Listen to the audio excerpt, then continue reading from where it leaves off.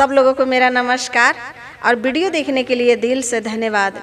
तो आज जो मैं लाई हूँ वो हमारे भोले बाबा का एक भजन है। यदि हमारे भोले बाबा का ये भजन पसंद आता है तो लाइक, सब्सक्राइब और शेयर ज़रूर करें और कमेंट में लिखें कि हमारे भोले बाबा का ये भजन कैसा है। तो आइए सुनिए भोले बाबा से उनकी शिष्या क्या कह रही है। तो आइए सुनिए, बहुत सुंदर भजन है, हमारे भोले बाबा का है। तो भोले बाबा से शिष्या क्या मांग रही है तो सुनिए। सुखी रहे नई हरवाए बाबा, सुखी रहे ससुरावा, सुखी रहे नई हरवाए बाबा, सुखी रहे ससुरावा। आई ऐसन शिष्या हे भोला जी, ऐसन शिष्या दे दिए बाबा, सटल रहे से नूरावा। ऐसन शिष्या दिए बाबा, सटल रहे से नूरावा।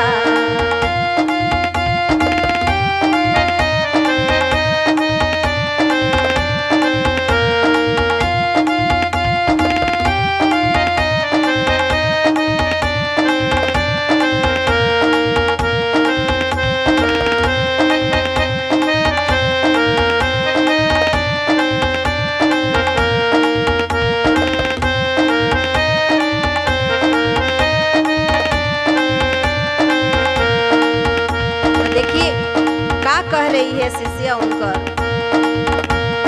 नहीं हम मांगिले अन धन सोनवा, नहीं कौन गहनावा, नहीं हम मांगिले अन धन सोनवा, नहीं कौन गहनावा।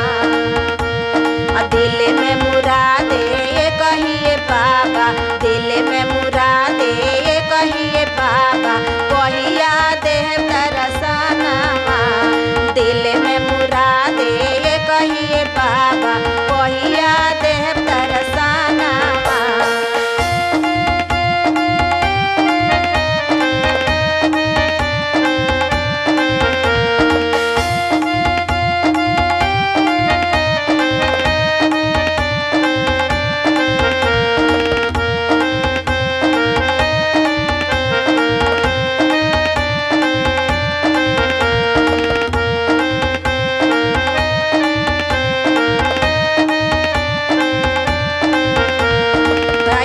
देखिए कैसे शिष्या और क्या मांग रही है, क्या चाह रही है। बेटा के मांगिले सुंदर दुल्हनिया, और मांगिले नौकरिया। बेटा के मांगिले सुंदर दुल्हनिया, और मांगिले नौकरिया। दिल में मुरादे हे बाबा, दिल में कहीं मुरादे है, और दिल में मुरादे कहिए बाबा, दिल में मुरादे कहिए बाबा, कहिया देव दरसनावा। दिल में मुरादे कहिए भोला, कहिया देव दरसनावा।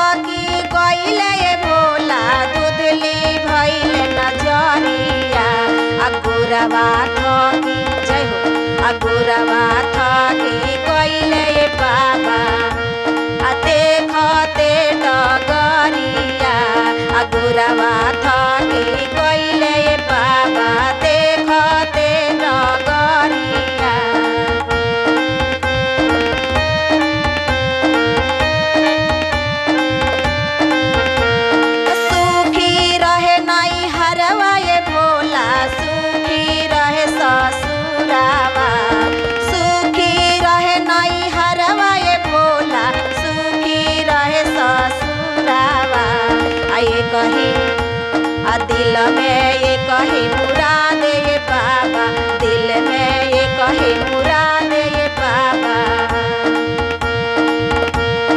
कहिया देव दरसनामा ऐसन शिष्या दे बाबा, ऐसन